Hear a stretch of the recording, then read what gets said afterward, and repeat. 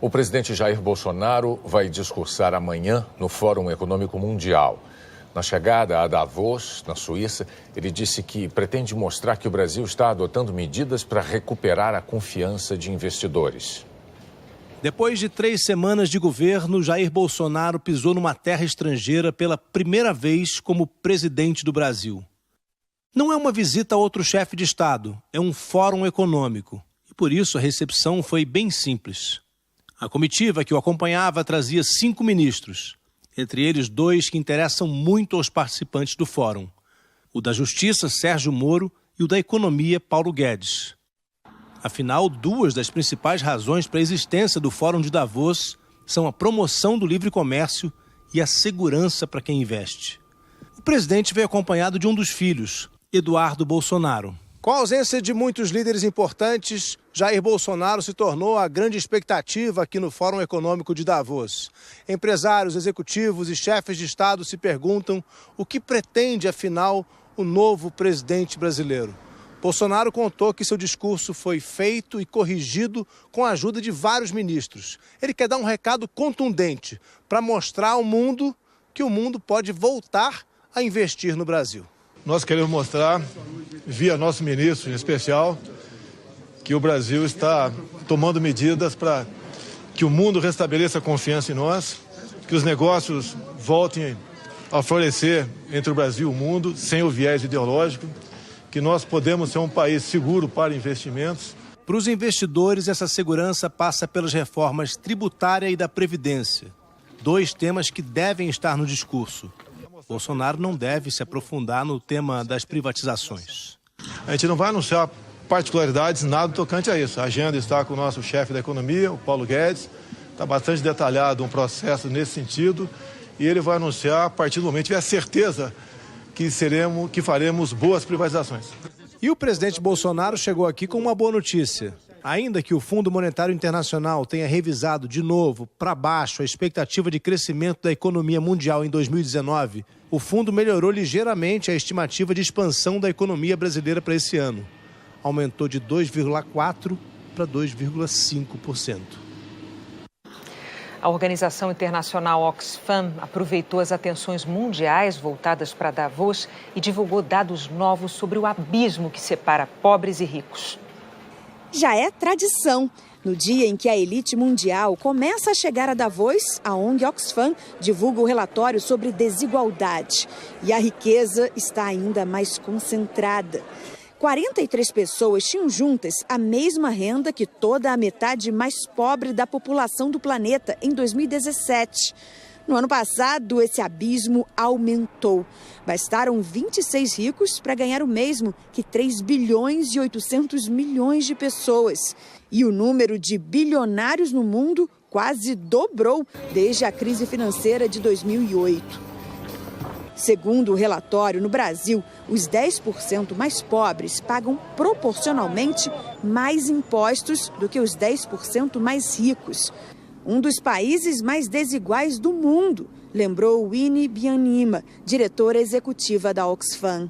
Se a expectativa de vida nas áreas mais ricas de São Paulo é de 79 anos, nas mais pobres da cidade, ela é de apenas 54 anos. Inequality is out of control. Winnie faz um alerta para o mundo. A desigualdade está fora do controle, está enfraquecendo democracias. A Oxfam diz que a crescente desigualdade está gerando frustração e raiva, sentimentos que se refletem em revolta nas ruas e nas urnas. A organização aproveita a semana do Fórum Econômico Mundial para chamar a atenção dos principais líderes do mundo. Mas cheios de problemas internos para resolver. 3 deles, o americano Donald Trump, o francês Emmanuel Macron e a britânica Theresa May, desistiram de vir a Davos. Uma escritura registra que o senador eleito Flávio Bolsonaro recebeu 2 imóveis e mais R$600 mil pela venda de um apartamento. O senador eleito disse que parte do sinal dessa compra foi paga em espécie e que depositou esse dinheiro na conta dele entre junho e julho de 2017. O comprador confirma que pagou cerca de 100 mil em dinheiro vivo. Mas, de acordo com a escritura, o pagamento de 550 mil aconteceu 3 meses antes das operações consideradas atípicas pelo COAF e R$50 mil em agosto em cheques no ato da escritura. O apartamento fica no último andar deste prédio em Laranjeiras, na zona sul do Rio.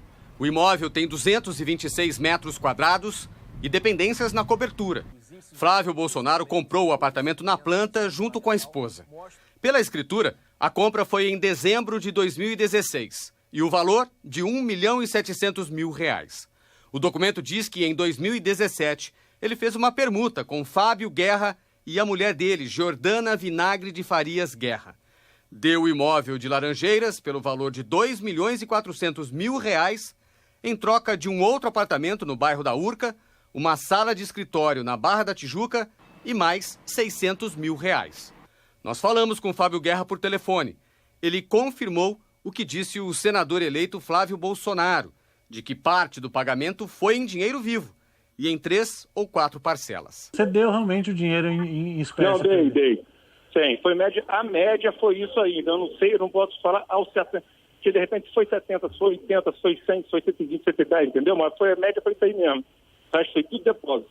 No entanto, a escritura diz que os R$600 mil foram pagos da seguinte forma: 5 cheques que somaram R$50 mil e outros 550 mil foram pagos anteriormente a título de sinal no dia 24 de março de 2017. O senador eleito Flávio Bolsonaro diz que parte do dinheiro recebido como sinal é o dinheiro que foi depositado na conta dele em espécie nos meses de junho e julho, como aparece no relatório do COAF. O COAF mostrou que foram feitos 48 depósitos em espécie na conta de Flávio, concentrados no autoatendimento da agência bancária que fica dentro da Assembleia Legislativa, e sempre no mesmo valor, R$2 mil. Total de R$96 mil depositados em 5 dias, entre junho e julho de 2017. A escritura, no entanto, não faz menção a depósitos nestes meses. Os 550 mil foram pagos em março e os 50 mil em cheques em agosto. No dia 13 de julho de 2017, por exemplo, foram 15 depósitos em 6 minutos.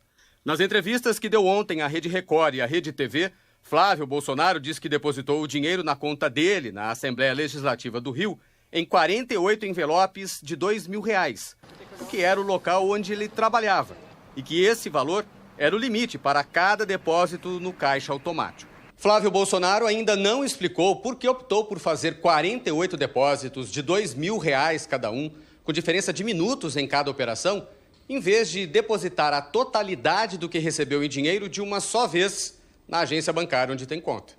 Nós fomos até a agência bancária dentro da Alerj. É uma agência que funciona normalmente no horário entre 10 da manhã e 4 da tarde, que tem caixas automáticos e também caixas com funcionários para atender os clientes.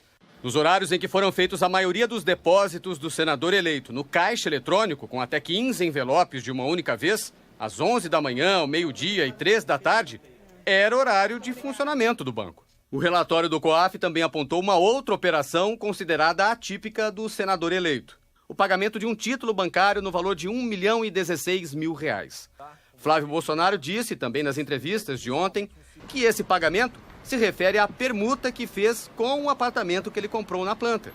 Afirmou que a Caixa quitou a dívida dele com a construtora e que ele passou então a dever à Caixa. A escritura confirma que Flávio Bolsonaro quitou o empréstimo com a Caixa Econômica em 29 de junho de 2017. Flávio Bolsonaro disse ontem nas entrevistas que sofre uma perseguição do Ministério Público do Rio nas investigações sobre movimentações financeiras atípicas de assessores parlamentares da Assembleia Legislativa do Rio. A suspeita é que funcionários dos gabinetes devolviam parte dos salários. Hoje, o Procurador-Geral de Justiça do Rio disse que não houve nenhuma ilegalidade na investigação.